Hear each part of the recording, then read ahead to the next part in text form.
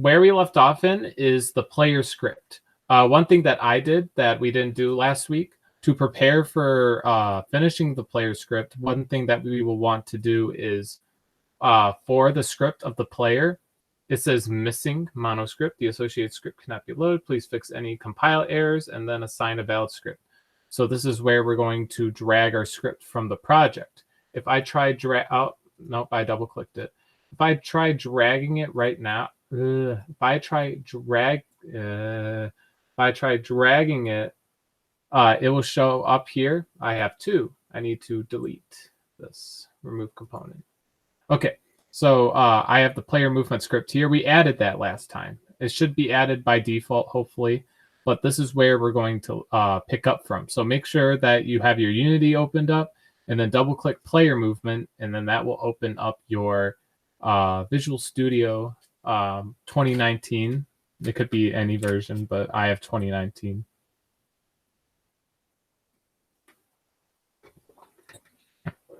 Okay, so as you can see, last week all we were able to do is make a whole bunch of field variables. Now, what are field variables?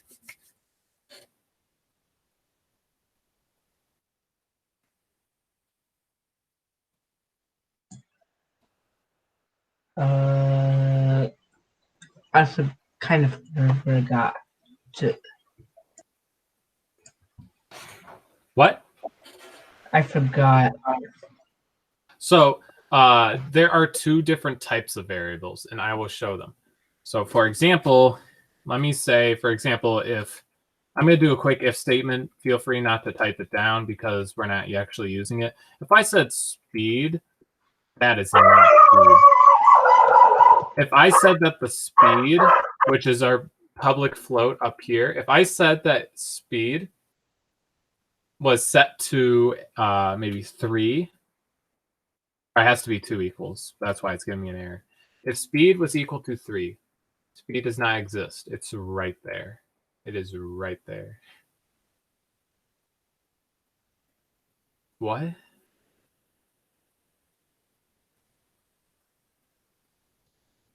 Oh, it's because we're not in a class. We need to create a class. So we would type like function, or not function. I'm just not having a good time today. What can I say? I could say like void action. I'm just going to create a random function. So I have this void action, and if I were to create a variable here and say that it is a, let's see here. What type of variable should we have? Any variable.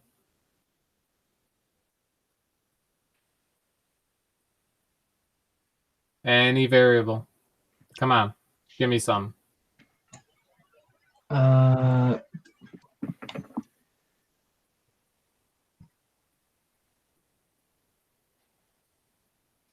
on. There's got to be a variable that any variable. Yay, my Unity finally finished installing, so now I can get on. Woo. Okay, any variable. Give me a variable to create. It can be anything. It's random.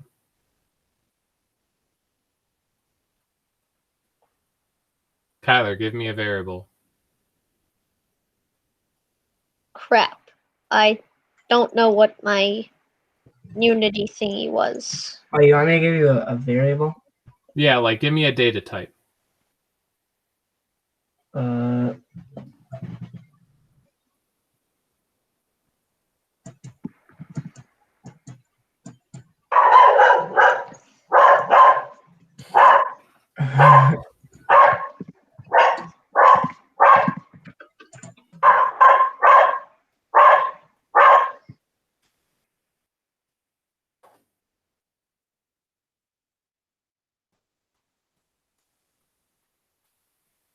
Give me a data type.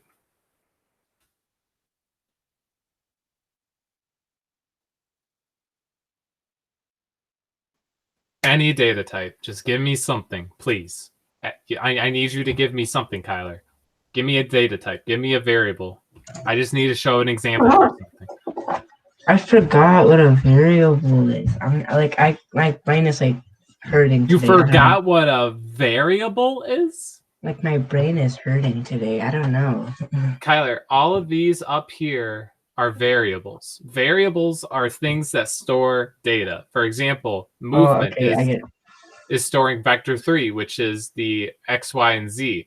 Int, the floor mask, is holding an integer, which is a number between 1, 2, 5, 7, 9.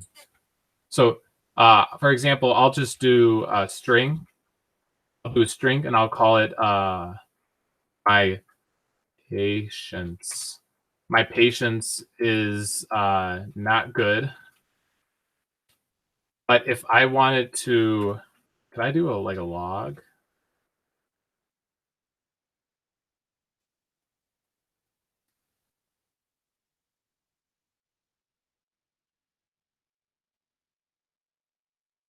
I want like a to print. Okay, I'm just going to try to type my patience up here. My patience. To string. Well, give me an error saying that it doesn't know what toString is. Okay. So, to my patience. So I'm gonna say, let's see here, object. I'll call it just text for right now. Object text equals my patience. Now, normally this should work, but it's not. It's saying the name my patience does not exist in this current context, but it exists here. The reason being is that these are known as different scopes. A scope is a location of a variable and the reach of that variable. Kyler, I believe this is one of the last things we went over in your 301 class. So a scope defines where you can use it.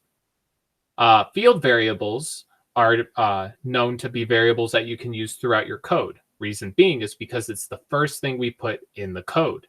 It's all the way at the top, so it can be referenced no matter what.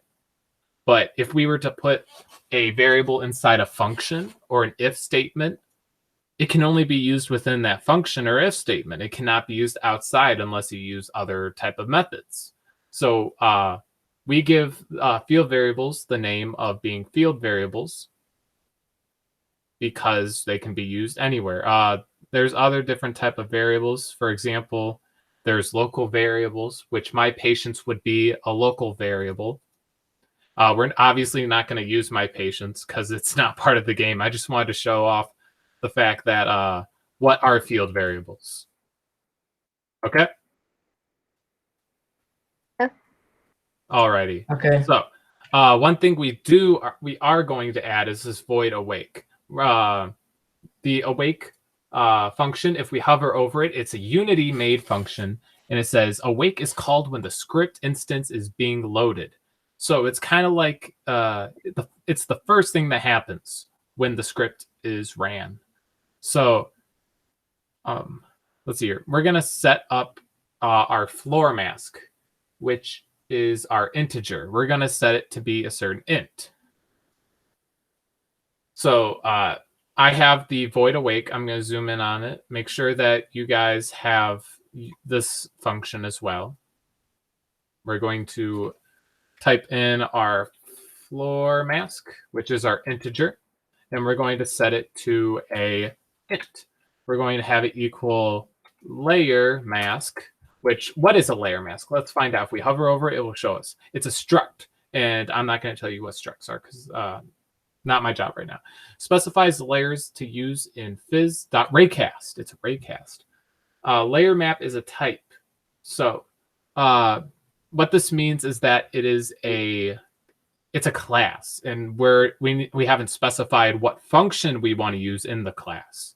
So we must use the dot operator to look at the functions. For example, we have a few functions here. We have get mask, layer to name, name to layer, and reference equals. We're going to get a mask.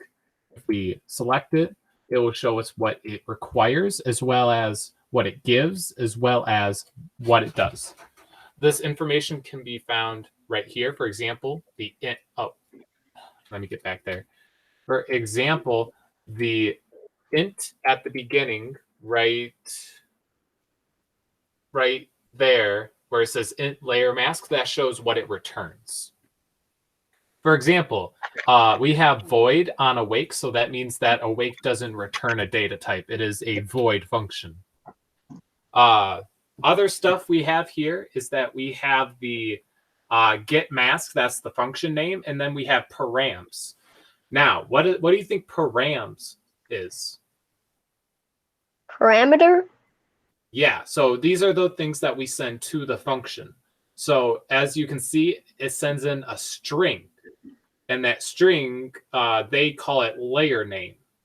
So given a set layer name as defined either by a bulletin or by user layer in the comma, returns the equivalent layer mask for all of them.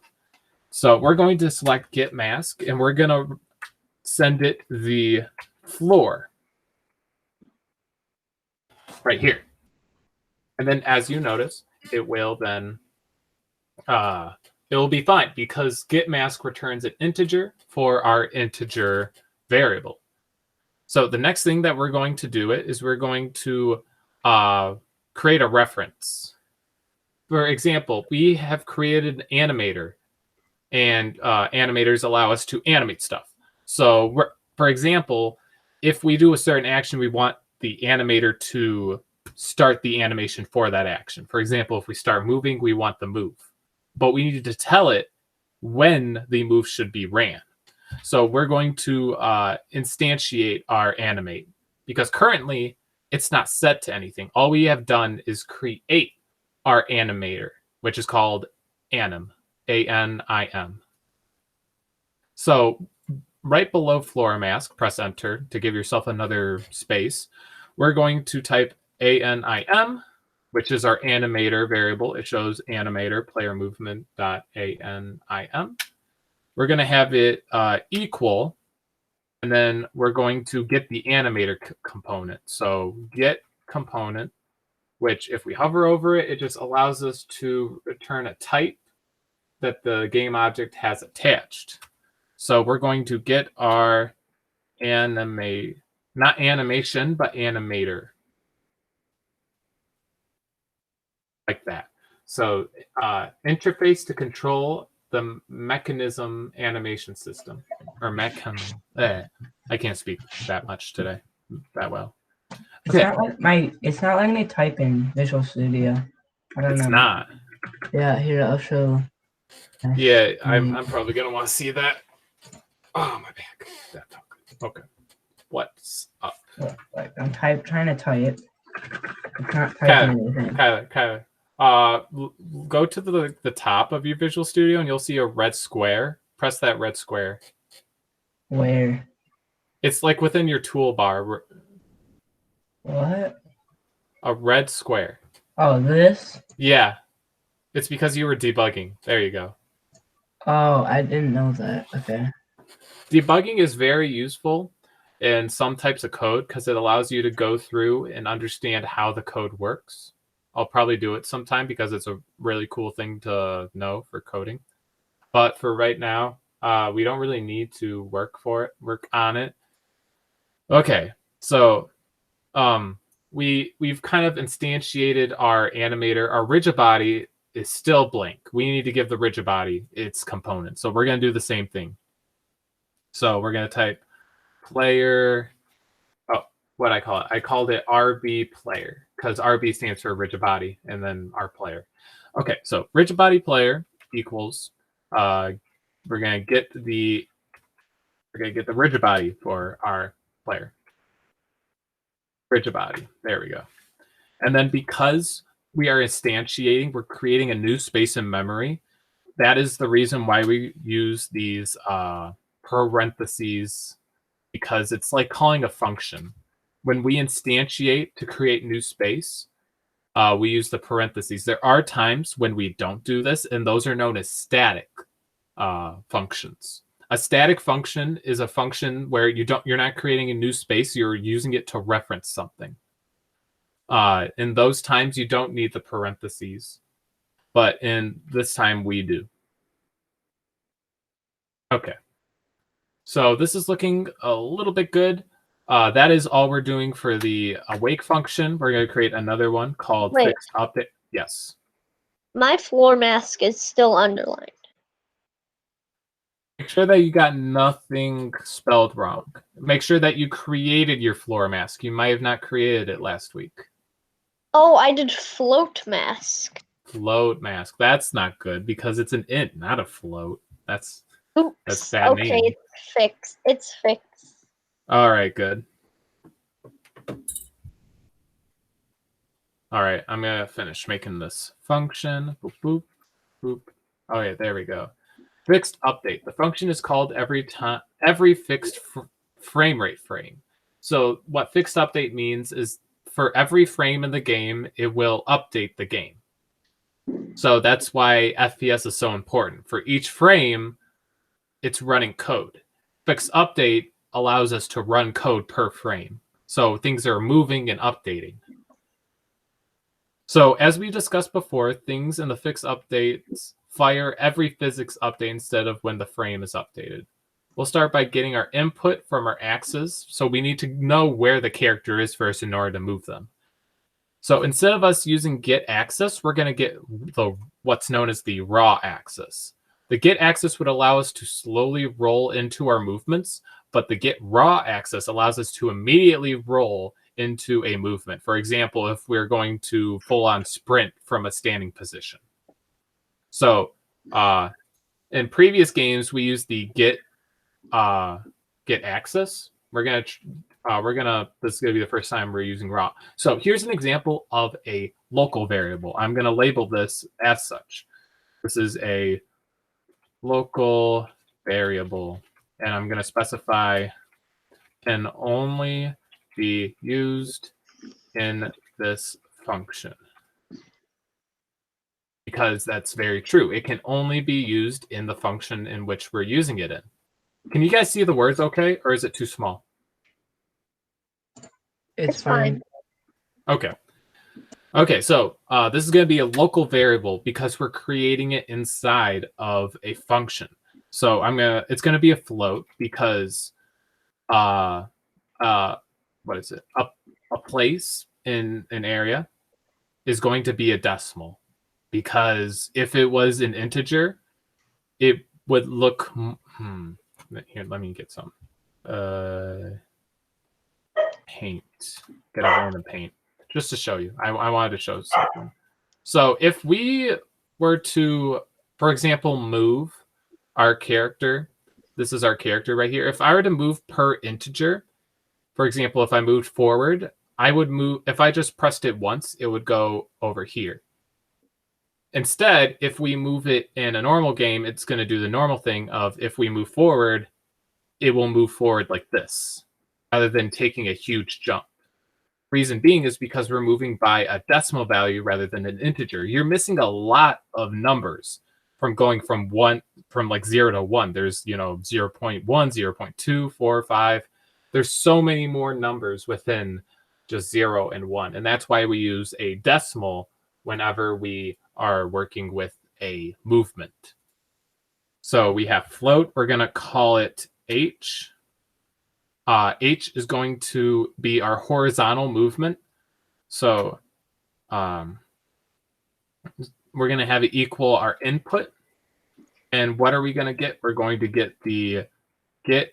Normally, we said we were going to get the axis, but notice it says returns the value of the virtual axis identified in the axis name. But what about raw axis? Let's see what the difference is between the get axis and the raw axis. I will move a little bit over here so we can see. So if I click down, it says return the value of the virtual axis identified with the axis name. It's hard to see, so I'm going to move it a little over here. Yeah. Okay. So it shows here that it just gets the virtual axis identified from the parameter. But this one says with no smoothing filtering applied. So that smoothing is that slow start that most of the movement in the previous games had. We don't want that. We want to go straight to like moving. So we're going to get the raw axis. So type axis raw. And then what, or I spelled it wrong. Nope, we need a string. So we want the horizontal. Make sure you spell it correctly, because I remember in a previous game, it wasn't working because we spelled it wrong. And like I said, this is just for horizontal. So let's do the same for vertical. So we're going to create another one for vertical.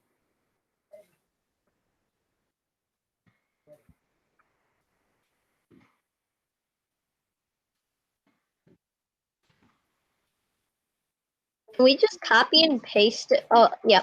Okay. You very much could, but that's usually what leads to errors, I find. Because sometimes you forget to to change stuff. For example, you might have forgotten to change the H to a V. Yeah. Okay. So for our input, we are going to use the A and D keys for left and right. Underneath that, of course, we want to receive input from our vertical axis as well. So now we want to be able to move our character. We'll break our character's actions up into 3 movement categories. Or to 3 categories. That is movement, turning, and animation. Make a function for a move. So we're going to create a new function called move. So void move. And oh no, okay, move. And like I said, we can only move in 2 axes currently. It's the horizontal axis and the vertical axis. So we're going to be creating our own parameters. So when you create a parameter, you must specify 2 things: the data type and the name. The name of the parameter doesn't have to be the same as what it is currently. For example, if we're getting the horizontal axis, which is our float h here, we don't actually still have to call it h. I'll give you an example. And here we'll say float, and then we'll say h axis. And then we'll say float v axis. And then I'll create my curly brackets for the function. So when we send, for example, our horizontal axis and our vertical axis in, it gets stored within here, and we have to make sure we know which one goes in first. We're not doing it yet, but for example, if I were to call this in the fixed update, I would say move. We're not going to exactly do this. We'd probably do if we sense an input to move. So notice if I type move, it shows me those floats that I created. So I would put h comma v and then this. And notice it was okay with it, even though that they were different names. It was okay with both. And make sure that you didn't type that, because I don't want you to have errors because of an example that I was giving. But yeah, we can give these different names because what it's storing is the actual data in the variable. It's not sending the variable name as well. It's only sending the data in the variable. Okay, but we actually need to now code stuff in the move function. So what we're going to do is we're going to use a, if we go up to the top, we create our movement up here, our vector 3. Vector 3 movement doesn't really require us to instantiate it because movement has a lot of stuff. So one thing we're going to use it for, movement dot. So there's a lot of stuff with movement. We're going to use set. And if I hover over it, it says sets an X, Y, and Z components of an existing vector 3. So that is exactly what we're going to do. But for here, we need a new X, a new Y, and a new Z.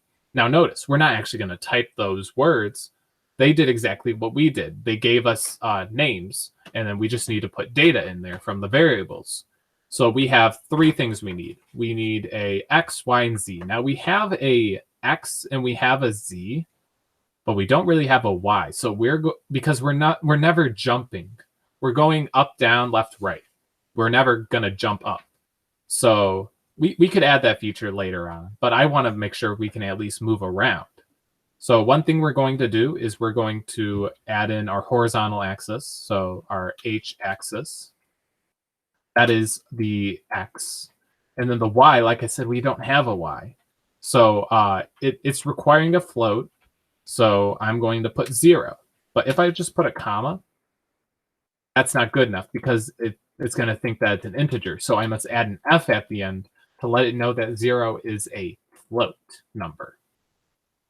And then a Z, we're going to be using our V axis.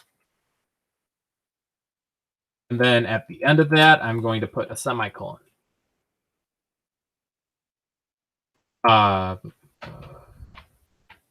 Next, we want to set a value for our move function on the X, Y, and Z. We will set our X to the float H, Y, Z. We don't want anything in the vertical, so that's why we put the 0.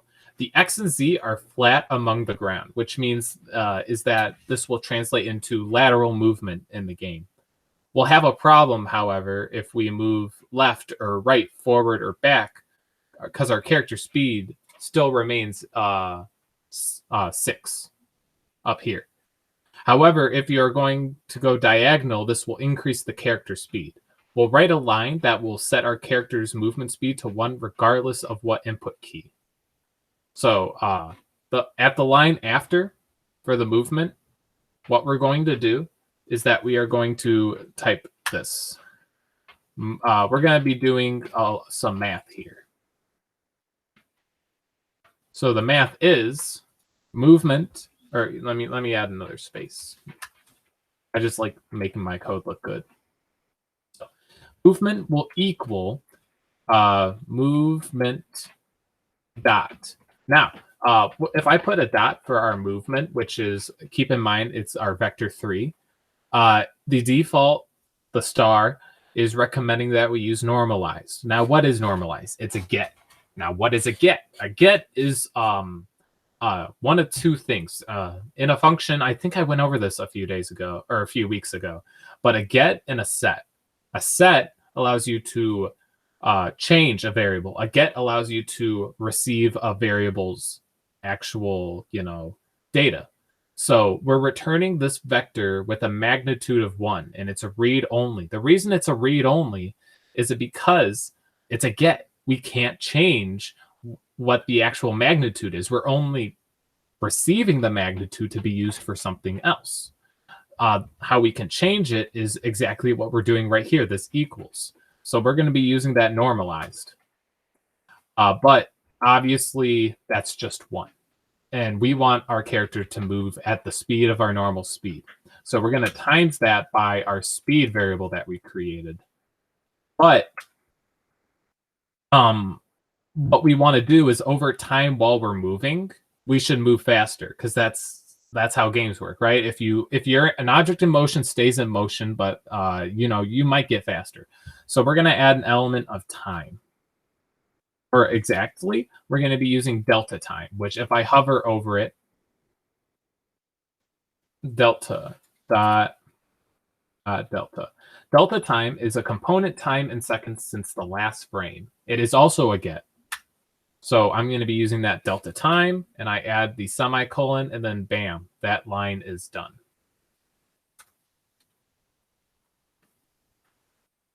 Okay, with those two out of the way, we got one more thing for the move function. I believe so, yes. One more thing for the move function. So now that we need to actually be able to move, so we'll call reference to our rigid body, because keep in mind, the rigid body is the thing that actually lets our character move. We've been creating calculations for how much will the character move. Now we're actually going to move them. So this is the important part. We created our rigid body up here. It's called RB player. We're going to be referencing RB player. So I'm going to type RB player, and we're going to say move position, because the move position will move the rigid body towards the specified position. Now, so how would we do that? See here, where would we move it? Where we're going to move it is within, let me scroll down, where it's asking for a position. And we can specify the position of our current player.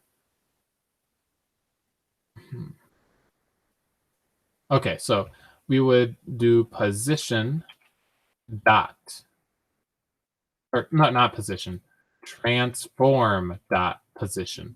Now, transform dot position is the world space position of the transform. It is both a get and a set. So what this does is it looks for the transform, which is the transform attached to the game object. Now notice if you transform an object, it doesn't just change its scale, it also changes its location. So we're getting the transform of the object attached to it. We're getting that position. And the position is determined by our movement that we set. Bam. Oh, wait. So we also want to add our calculations. Sorry. We did all those calculations for the movement. We're going to add our movement to this. So it will move at the position plus the movement. So it will move according to our calculations. Let's see here.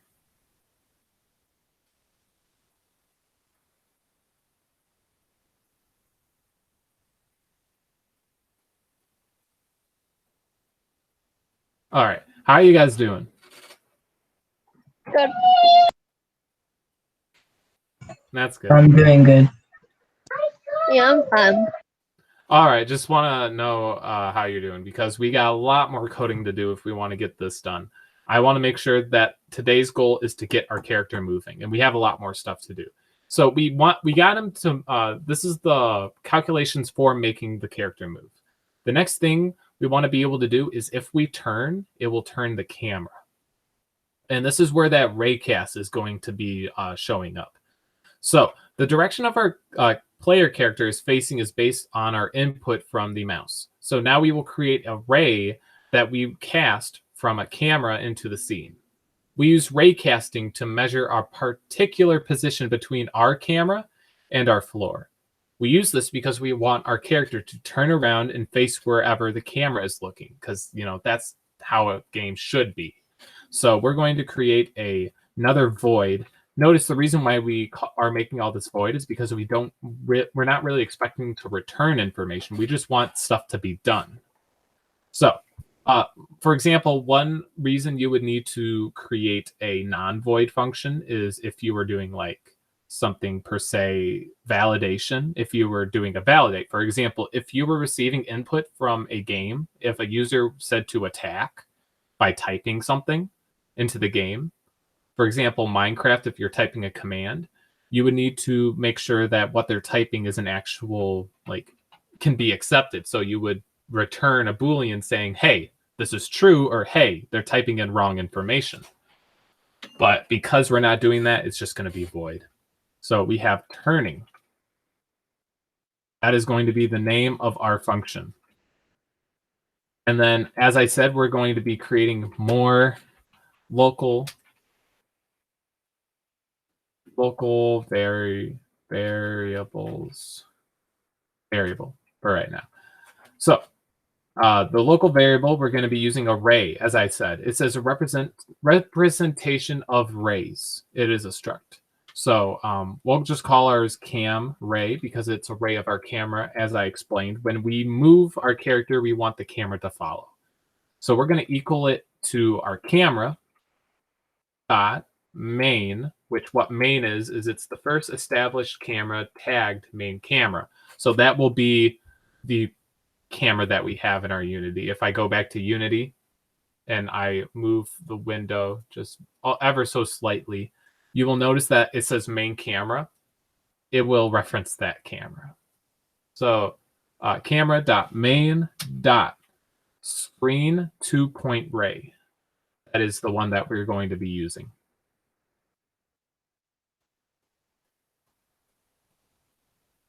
Now, screen 2-point ray requires information. It actually requires, what is it? Boop, boop. It requires either 2 information, and notice it says, or you can't see it from where I'm at, but Okay, you still can't see it, but it says +1 overload. What the +1 overload means is that it doesn't just accept 2. There's another option. It only accepts 1. And if I do the parentheses, you can see it. What overloading means is that you have the same function name, but there's different parameters. For example, the function name is screen.toRay. And then its overload is either you could have a vector3 or you could have a vector3 and a camera. We are going to be using the first one. I just wanted to show what overloading is because it's a cool concept. So we are going to be getting our mouse position. So mouse position can be found using the input.mouse position as so. And then we'll end that line with a semicolon. All right, so we will need to get information back when we do our raycasting. In order to do that, we need a raycast hit variable. So we're going to create that here. I will call it ray. Okay, so the data type is going to be object data type called raycast hit. Raycast hit is the structure used to get information back from a raycast, just as I explained. Sometimes a lot of our variables aren't going to be actual normal data types. They're going to be objects. An object is a data type that is not one of the true data types. True data types are of the following: an integer, a Boolean, sometimes a string, a character, and a float for the most part, and as well as arrays, but they're a specific type of variable. They're not a data type. And then objects are just data types that aren't all of those. So for example, raycast hit is an object because it's its own thing made from Unity. That's why it says Unity engine. Some things, for example, if I go up here to public float, it says system. Float says system, int says system. It's because those are made from the actual computer, not Unity. You get what I'm trying to say? So some objects are going to be created, data types will be created by other means, such as ray, raycast, rigid body, vector3. They're all made from Unity, not from our computer. Our computer uses Unity to identify what they are, but they come from Unity. So we're only really going to be using it in Unity. So we're going to call this floor hit. It will show up because it's saying that it will never be used. Notice it also says that it's a local variable. That's very helpful. Now we're going to be using this later on. Ooh, this is going to be fun. Okay, so now we have created an array, but it's not being casted. In order to do this, we'll need to use an if statement. And man, have I missed if statements, so get ready for this one. We're going to have an if statement that says, if the physics dot raycast. Now, what is physics dot raycast inside an if? It has a lot of overloads, but because we're using it inside an if, the IntelliCode is suggesting to use the Boolean, which is requiring a few things. It requires a lot of things, actually. I will type .raycast parenthesis. And let's just type the first of the few. So the first one that we're going to be requiring, notice, there are parameters, which we used up here in the H-axis and the V-axis, and then there's arguments. What we're doing here is inputting a series of arguments. The first one is going to be array, or cam ray to be exact. The next one that we're going to use is we're going to be specifying out. Out is a parameter, or it's a keyword that specifies that we're getting something back. Because as I specified earlier, we weren't getting information back from the raycast. We were only just creating the raycast. We need to know where the camera is going to move when the player moves, so we can move the camera according to the turn. That's why this function is called turning. It's all about the character's turning and the camera's moving up the player. So we created raycast hit to store this. So we are going to type floor hit, because that is our raycast hit variable. Okay, so the next thing we're going to be putting in is our cam ray length. It is one of the variables that we set on the top. The last one is that we will be actually inputting our floor mask. Yeah. And then I'm getting an error for cam ray length. it was one of the last things that we put at the top. It is a float. Cam ray length equals 100F. I spelt it with an N, not an M. Okay. Can the ray length, you know? Okay. Water bottle break. Okay. So, because this is an if statement, we're not ending that line in a semicolon. It's going to be some curly brackets. Now, if all of this happens, we're going to be doing some things. Now we need to tell the if statement what to do if it's true. So inside of the if statement, we're going to create a vector 3. So let's do that. Vector 3. Because if all this is true, we want the camera to move.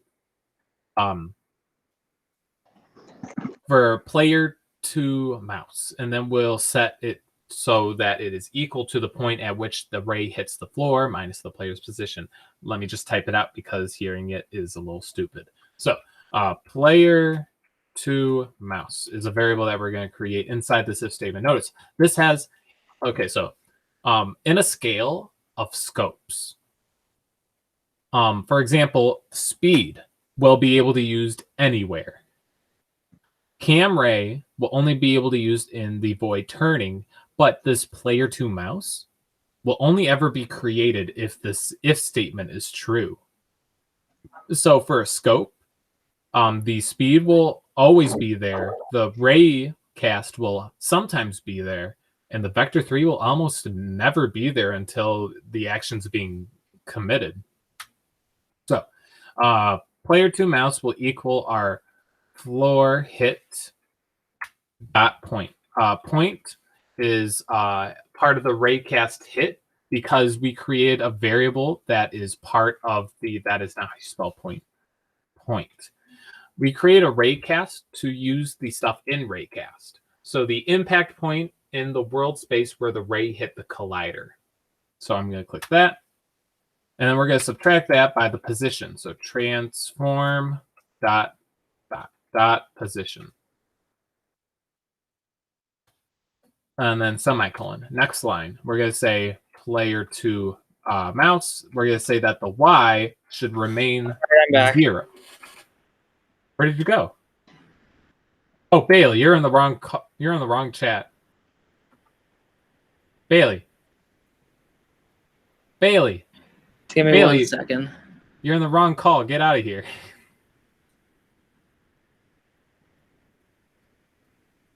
Okay, ignoring Bailey. So, the reason why we type this line of code is because, like I said earlier, we're never jumping, and we don't. And this vector 3 is going to cause the Y to go somewhere because it's thinking that we're like in, like, you know how in Gary's mod there's that mode if you press V you're like flying around and stuff. It's going to think we're in that mode, and we don't want to be in that mode. So we're going to specify that the Y is equal to 0. I told you, you're in the wrong call. Get out of here. Oh, sorry. Okay, he's out of here. Okay, I apologize for that. He is not in the right meeting. So we set that to 0. We don't want our player going up. Now, we'll apply this to the character to make him turn, but as it stands, this code will make the character lean when he is turning, so we want to make sure the Y component is stayed to 0. Now, let's apply some rotation to the character. Remember how we rotate objects? Do you remember what we use? We used it for the asteroids last game.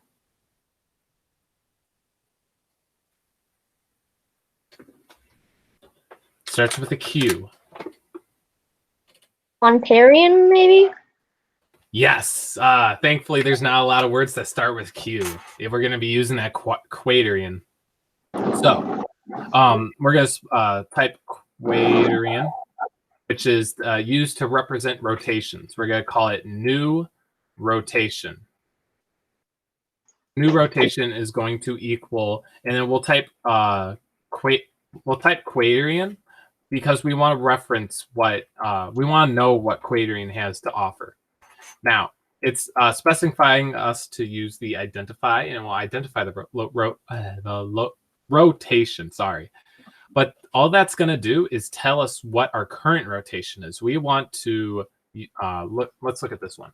Creates a rotation for a specified forward or upward direction. So this one creates the rotation. Why the identify actually just checks to see what your rotation is. So let's use the look rotation because that's actually creating one. Now, if I put my if I put my parentheses, there are two versions of this. It looks like the version that we're probably going to use is this one. The forward creates a rotation forward, the direction to look in. So we're going to specify the vector 3 because that's what it looked for. If I do it again, notice it's looking for a vector 3. Lucky we have one. We created one. So player to mouse is the one that we are using. I have an error in my code. Where? But the camera length and the floor mask. Have you created these variables? I don't. Make sure this is spelled correct. Okay, so if there's a red wavy line, hover it and it will tell you what your error is. It says the name camera length does not exist in the current context. Okay. And the same thing for floor mask. Did you create them last week? Yes. Look to the top of your code. Make sure you have no errors. Make sure that your screen looks just like mine. Oh, I spelled it wrong. Okay, I think that fixed it. Let me know if it does.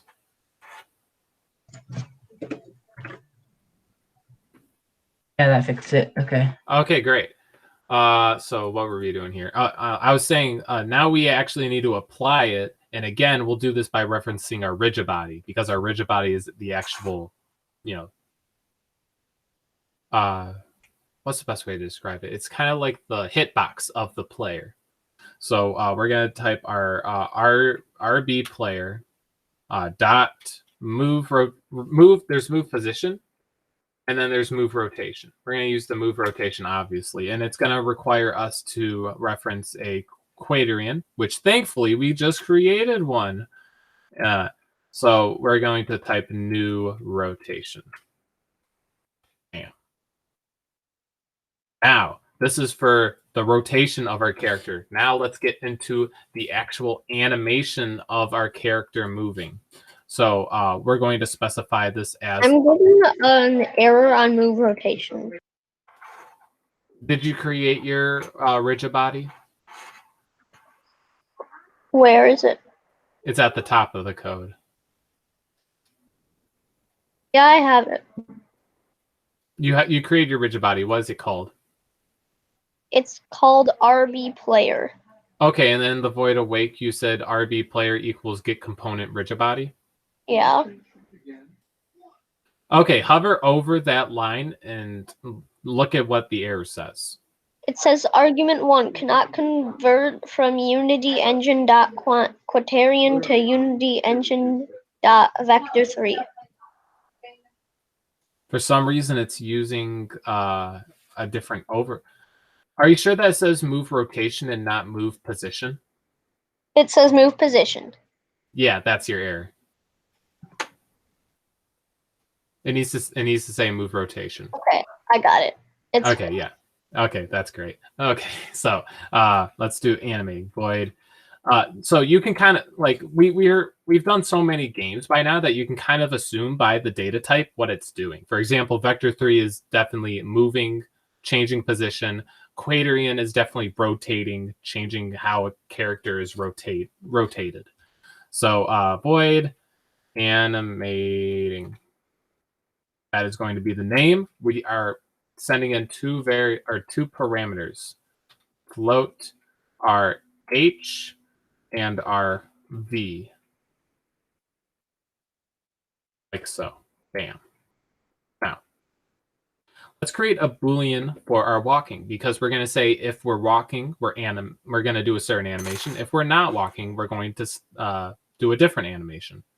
We want this to be true if either our H variable or our H variable of V variable has some value. So this is what it's going to look like. We're going to say bool walking is equal H not equal to 0f, or these are the pipe keys. If you don't know how to get to the pipe keys, it is the key just below backspace. On my keyboard, I have backspace right here. You press and hold Shift, and then press that key, and then that is the pipe key. An OR is two of those pipe keys. I just wanted to show you, because the pipe key is barely ever used in normal everyday stuff. It's only ever used in coding. So or V is not equal to 0f. And keep in mind the reason why we say f is because these are floats. Now, we're going to be using. Wait, how do you get that key again? That like The straight pipe? up and down line thing. I will show you once again, Kyler. Thing. So I don't understand how to get that. are you looking at my camera, Kyler? Oh yeah, okay. I think I know how to get it now. Wait. You gotta press Shift and then press it. I see it on my keyboard, but You gotta press and hold Shift, Kyler. Shift. Oh, I got it. Okay. Yep, there you go. Okay, so after that line, what we're going to be doing is we're going to set a bool. So what this is doing is seeing whether you press the horizontal or the vertical axis. If we pressed either, the character will walk. If not, the character will not. Now we want to parse this into our animator component. Remember when we were going through the whole animator thing? We're now going to send this to the animator. Now, notice, if I go back to Unity and I go to our animator by clicking the tab up here, we created one Boolean. You remember when we created is walking?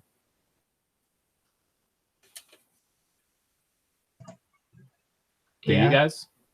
Because what we said is we said right here that if it's is walking true, then it will start moving. If it's false, it will go back to the idle.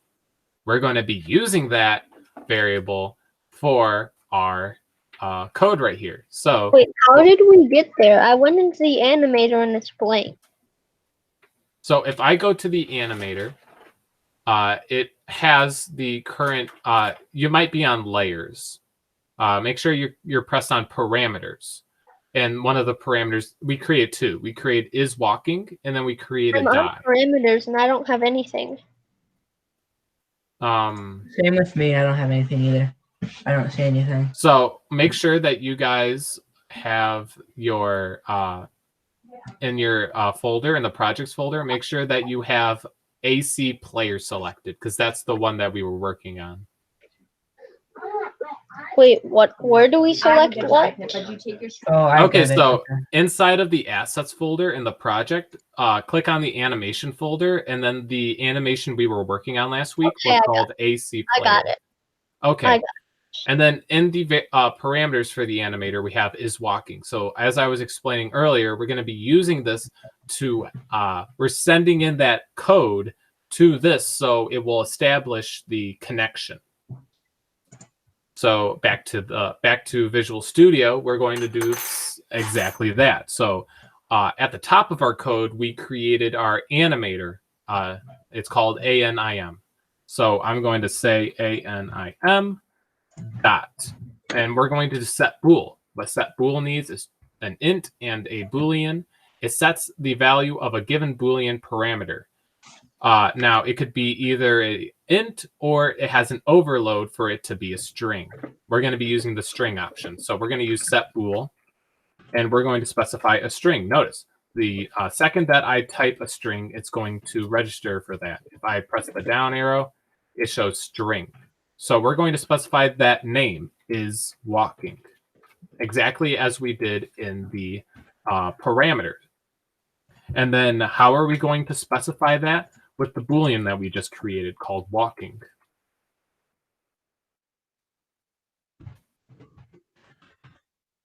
So now we have these actions, but they aren't called anywhere in our scripts. So we will need to call these functions that we've just created.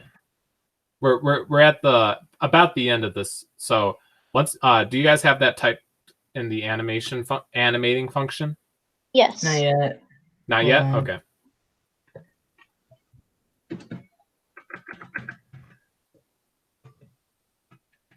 Right, I got it. Okay. So we've created animating, turning, and move. Now within the fixed update, we're actually going to call all of these functions to be used. You're in the wrong, or actually no, it's you. Okay. Welcome back. We closed out of this instead of my notebook time. Okay, It was notebook time, so I accidentally closed out of this instead of notebook time. So we're going to call our functions that we've created inside of the fixed update. So we're going to call our move, which notice our move requires the H and the V, so I will do so, H, V. Notice we don't need to type float H and float V because it already knows what data type it is because we created them inside of this function. We need to put them inside the parameters because this function does not know these variables because they're local. They're only known inside this function. So for a parameter, we need to let it know what data type it's being sent. That's why we do that. And then we have turning, which we didn't specify anything. So all we need to do is a empty parentheses and semicolon. And then finally, we have our animating, which requires the same as the move, which is H and the V. That's H dot V. H, they need to be separated by commas, like so. Okay, so when you have this typed, save and go back to Unity. Make sure there are no errors, and then hit play to test your character's movement. The WASD controls... My turning is underlined. Make sure you spelled it correctly for the call as well as the variable or the function name. I put the R in front of the U, so Okay. the void. Oh, that's fixed. So we should be able to move now. Oh, I have a couple errors here I need to show you. Yeah, notice it doesn't look pretty currently, for me at least. I don't know about you guys, but on my I don't know camera. why this is underlined.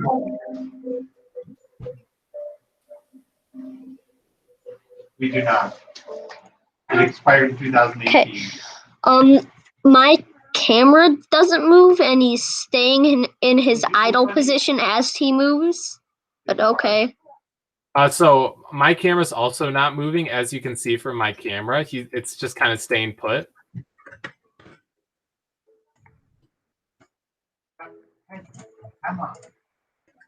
I have errors that need to be fixed before. Yeah, I'm not sure why he's not moving. He's just like moving without stepping. Okay, we'll fix the camera because that's the next thing that we're doing. Let's help Kyler. Kyler, what are your errors? Turning, animating, and here. Let me show you.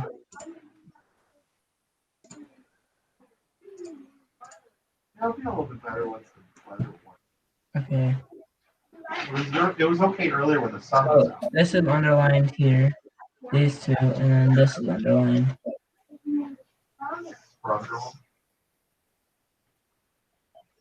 It says the name IM does not exist. Kyler, scroll up to the top of your code. It says up there animator ANIM. And then you said ANIM equals get component animator. So scroll down ANIM dot set bool. So how does it not exist in that current context? Oh, it's because you put it outside of the class. The function is outside of the class because notice that last curly bracket in line 60, that's the end of the class. So put that function inside, or just get rid of that. Get rid of that curly bracket. On line 60, just delete it. Okay, there you go. So that fixed that. Okay, next thing. In line 27 and 26, you need a semicolon at the end of each line. Oh. Like that? Yep, Right, and then save, and then click save, and then go back to your Unity. Okay, and then your game should somewhat be able to work. We still need to fix the camera. We will be able to start it, but I don't know if we'll be able to fix it. I don't know. Let me let's see here. We got like 15-ish minutes. My game, it's not. The character doesn't even move. The character should move. The character is definitely moving. It's not moving. The character should move. Is your player have the script connected to it? By the glass. Buttery I finger. think so.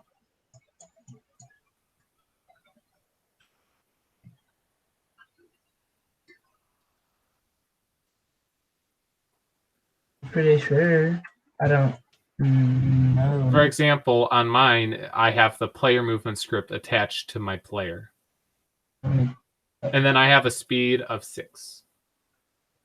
Oh, I don't have it attached. So do that. Yeah, okay. Okay. Now, in the hierarchy window, let's select our main camera. Now, currently, we need to move the camera because it's not moving with the character. We need to fix this. So in the inspector window, we're going to change some settings. So we're going to set the camera's position to be 1. Position, the X will be 1, the Y will be 15, and the Z will be -22. And the rotation is going to be an X of 30, and then Y and Z are 0. And then we don't need to worry about the scale because the scale is going to make. I still can't move. I don't know what's wrong. We'll worry about that later, Kyler. Well, let's work on the camera. Okay. So I have the main camera selected. I've changed the transform. Now, currently the projection or the projection. If I hover over it, what should the transform be? Wait. What do you mean the transform? You just said we changed the transform.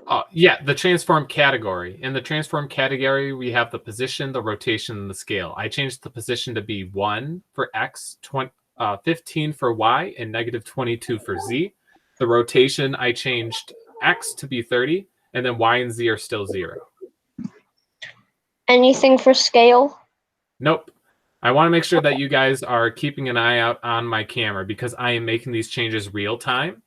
So I want to make sure that you are looking at what I'm doing so you understand what I'm doing. Because it seems like once I show you guys how to do something, you're asking again how I do it. And I want to make sure you are looking at how I'm doing it so you know how to do it when you need to do it. So the next thing that we have is the projection. If I hover over it, it says how the camera renders perspective. Choose perspective to render objects with perspective. Choose orographic to render objects uniformly with no sense of perspective. We're going to change it from perspective to orthographic. And notice the camera preview on the bottom changes. This is a little bit better for what we want the game to look like. Okay, and then we're going to set the size of the camera. So right below orthographic, we have the size. We're going to set it to 4.5. And notice if we make the size smaller, it will zoom in more. If we make the size larger, it will zoom out more. The size was at 5. We made it 4.5, so it zoomed in just slightly. And then we're going to make the, what is it? On the top, we're going to select the background color. Currently, it's set to like a blue.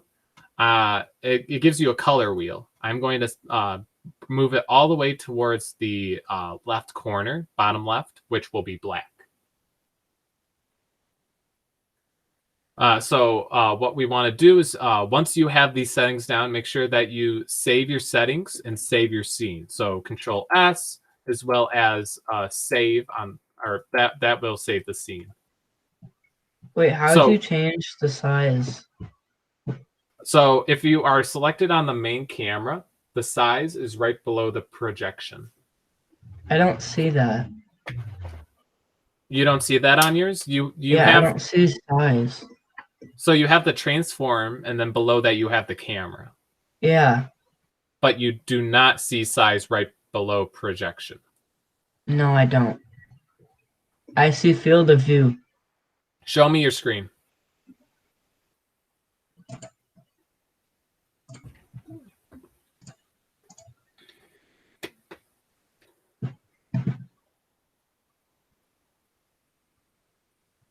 Okay. Field of view. Hover over field of view for me. Viewed angle measured in degrees. Okay.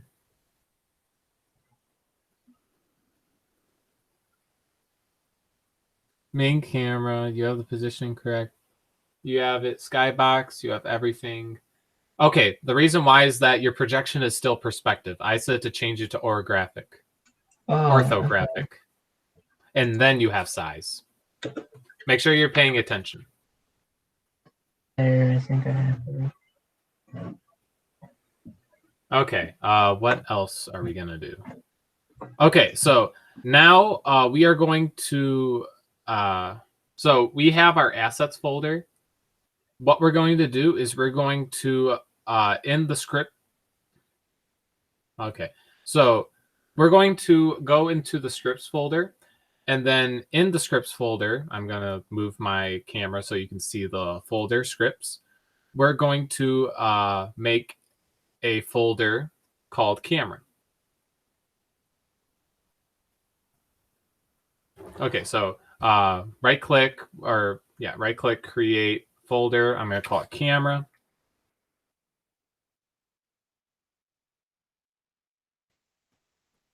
And then I'm going to create a new C# script, and I'm going to call it camera follow. And when you do that, it will, if you double click on it, it will open it up in Unity.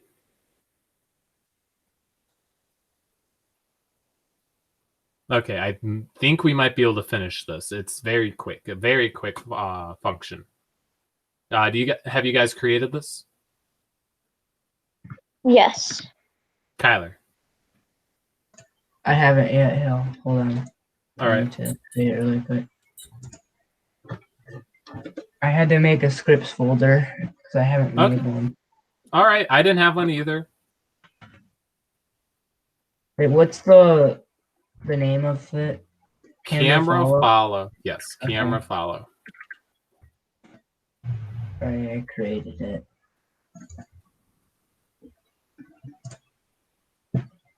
All right. So let's open this bad boy up, and then we will see that currently there's a default script in here. So what we're going to do is we are going to see here.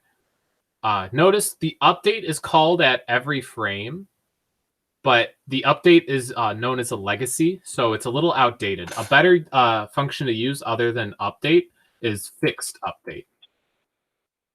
It's just recommended to, it's better than the normal update. So what we're going to do is we're going to create some field variables. Total, we're going to make 2 field variables.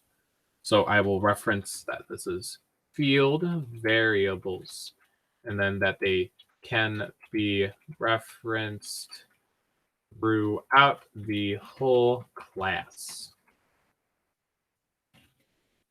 There we go. All right, so the first one that we have is we have a public variable. Now, keep in mind, public variables are ones that we can change in Unity.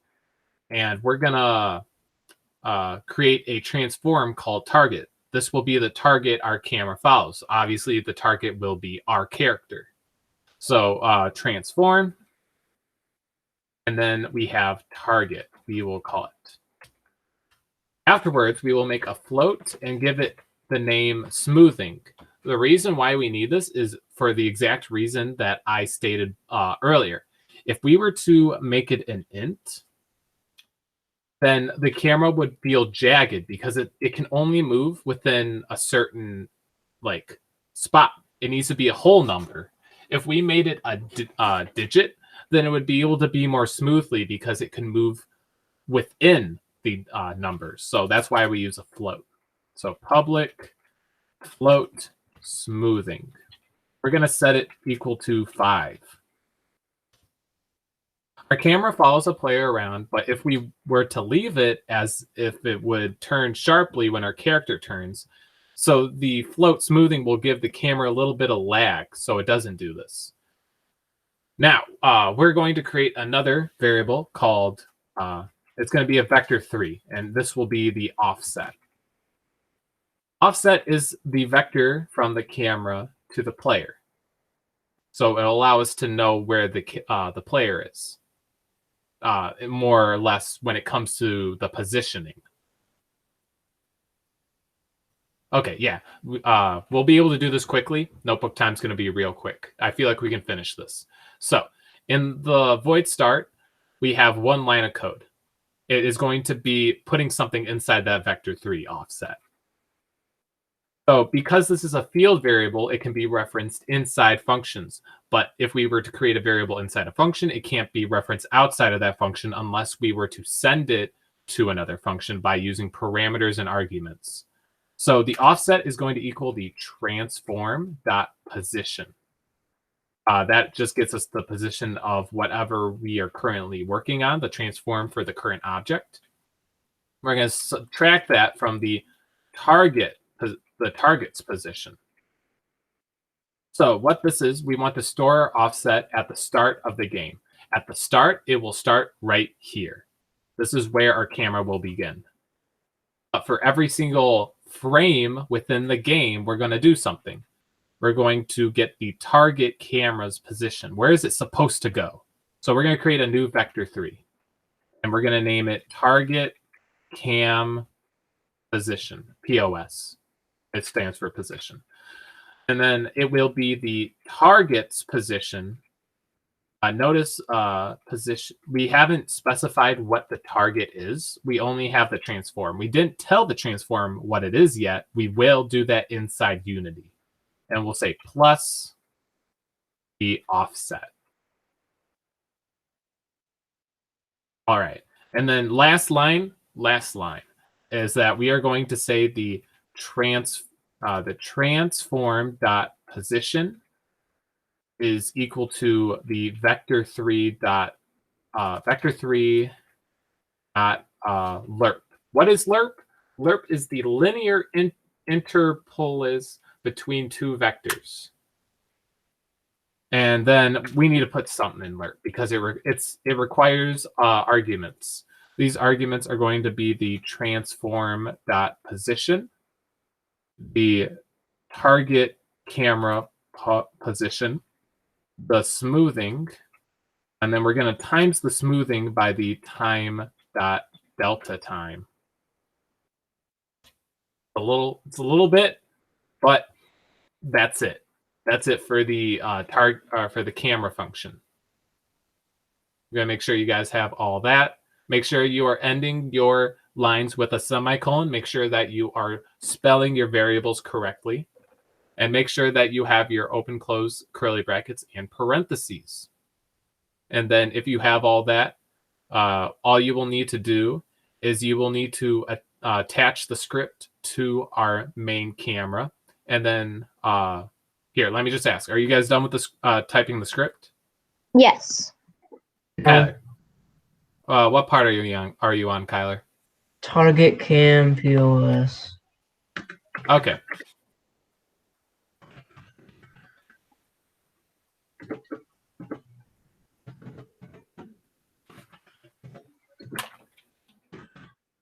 Give me a sec. Sorry, I'm getting the notebook time ready. For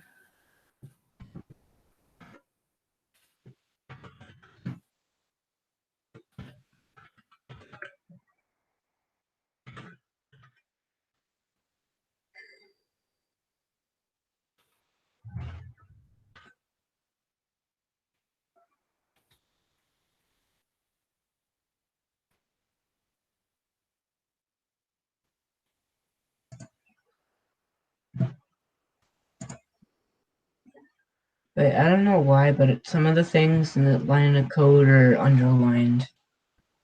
did you create them correctly, or did you mistype one of them? I don't. Oh, wait, I did this one wrong.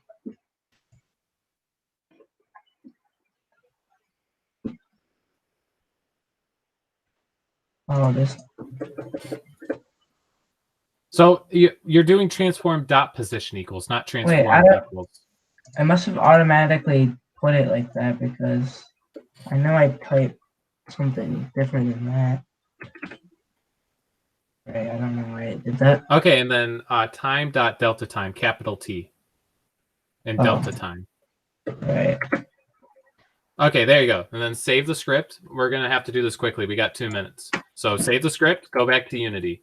Now, as we usually do, we're going to attach the script to the main camera. So let me see what you can see. So on the top, click on in the hierarchy, select your main camera, and then scroll down to our scripts folder. We have our camera follow. We're going to drag this into our main camera in the hierarchy.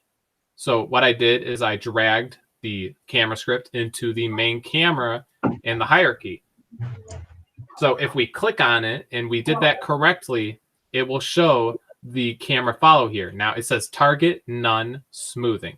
So what we need to do is we need to drag the player game object in here. So I can't really show it that well. I'm going to transform fit to screen. I'll try to show it from here. But I'm going to drag my player object into that target right here. And then once that's done, the camera will follow the player. Now, because we have 1 minute left, if you weren't able to do that correctly, make sure that you try to do it for homework. Wait, what did we have to do to get the thing on? It's not letting me. I don't have any option to put it into. So you drag the camera follow script into the main camera in the hierarchy. There's something wrong when I tried dragging player movement into player. Okay. I'm sorry. Ran out of time. We will just. You have errors. That's great. You'll have to either do it for homework or we'll cover it tomorrow. I have 1 minute. It is notebook time. So what we covered today. The player with a different script. What did we have to do that in a different script? Yeah, with player movement to the player. Because the player movement is the player. The camera movement is for the camera to follow the player. Do you understand that? Hold on. I have 3 player scripts in here, but I can't remove them. Okay, it's 7 o'clock. I need to head over to my other class because we ran out of time. It took too long to type some of the stuff. Your guys' homework, to finish your homework from last week, if you remember, it's to get sounds for the game. And then I will open up iLearn Module 24 for you guys. That's your homework. Next week, we will probably fix some of the errors that you guys had today, and we will continue working on the game, okay? Okie dokie. Okay. All right. That is all I have for you guys today. I gotta get out. I have to get to my other class since it's 7 o'clock. All right. All right.